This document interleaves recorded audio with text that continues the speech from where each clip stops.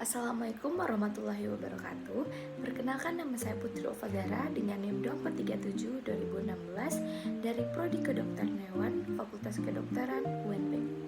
Kali ini saya akan mempresentasikan pembuatan artikel dari rangkuman skripsi yang berjudul Status Reproduksi Sapi Potong Pasca Penyakit PMK di Provinsi Jawa Timur. Berikut penjelasannya.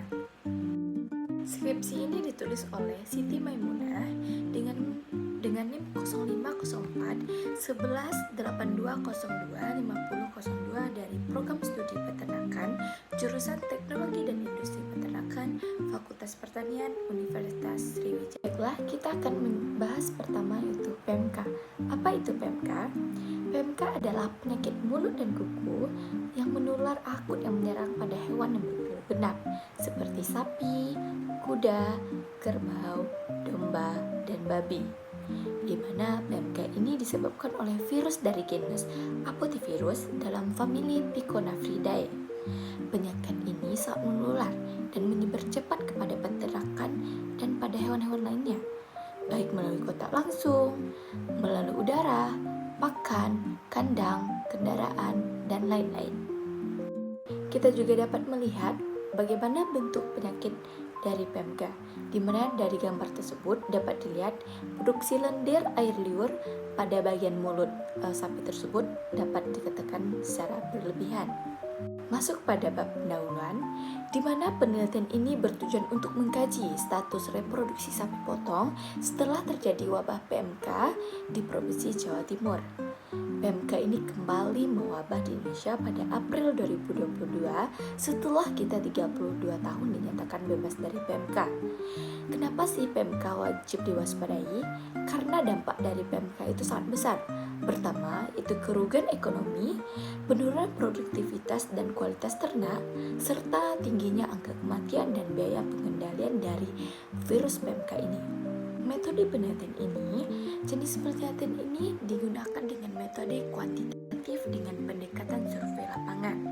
Waktu dan tempat penelitian ini dilakukan dari bulan Juli hingga Oktober 2023 dengan 5 kabupaten di Provinsi Jawa Timur, di antaranya Jember, Situbondo, Tulung Agung, Kediri, dan Lamongan. Dan populasi dan kriteria yang dinilai yaitu pertama, kriteria peternak yang memiliki minimal 1 sapi atau hewannya yang terinfeksi dari PMK. Jumlah responden dari artikel ini 549 peternak di 31 kecamatan. Kita akan membahas hasil penelitian dan pembahasan dari artikel tersebut. Pertama, sapi akan kembali estrus, di mana 40% sapi menunjukkan estrus kembali setelah 1 hingga 3 bulan setelah pasca infeksi. Selanjutnya 44% lainnya sapi akan estrus setelah 4 hingga 6 bulan setelah sembuh dari PMK. Selanjutnya sisanya 16% sapi belum mengalami sama sekali estrus bahkan setelah 6 bulan sembuh. Keterlambatan estrus ini dapat disebabkan oleh beberapa hal. 1.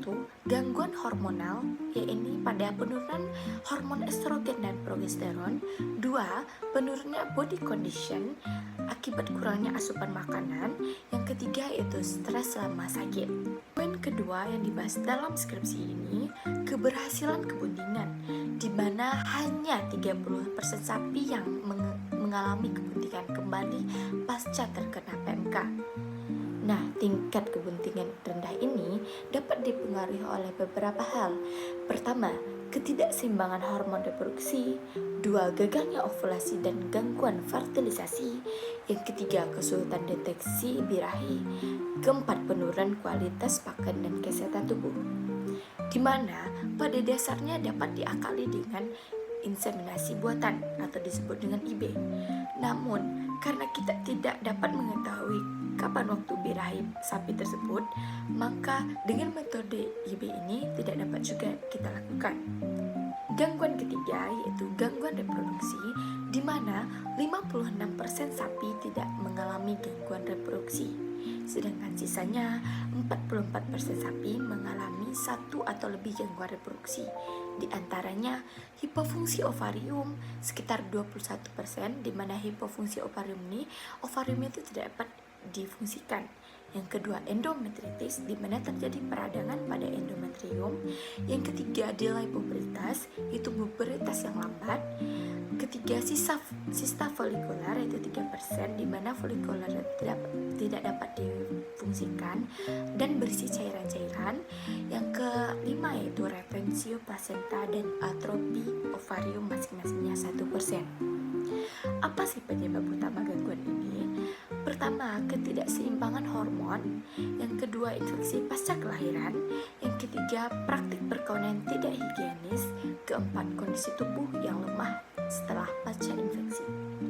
Dari masalah-masalah yang terkait yang telah kita lihat dari penelitian tersebut, dapat ditarik kesimpulan bahwasanya skripsi ini bertujuan untuk mengkaji status reproduksi sapi potong di Provinsi Jawa Timur pasca terkena PMK. Secara umum, berada dalam kategori baik, namun masih ditemukan berbagai hambatan signifikan pada performa reproduksi pada sapi di Jawa Timur. Meskipun 56% sapi tidak mengalami gangguan, namun sebanyak 40% lainnya mengalami berbagai gangguan seperti hipofungsi ovarium, endometritis, delay pubertas, dan lain-lainnya yang berpengaruh terhadap keterlambatan estrus dan rendahnya tingkat kebuntingan.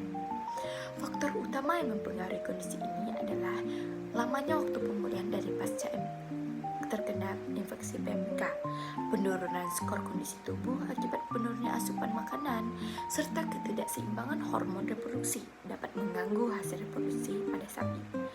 Oleh karena itu, diperlukan perbaikan manajemen pemeliharaan, pemberian pakan bergizi, serta pemantauan reproduksi secara berkala agar mendapatkan bibit-bibit yang baik dan tentunya berkualitas, serta dapat memulihkan secara cepat reproduksi sapi potong di wilayah yang terdapat virus PMK.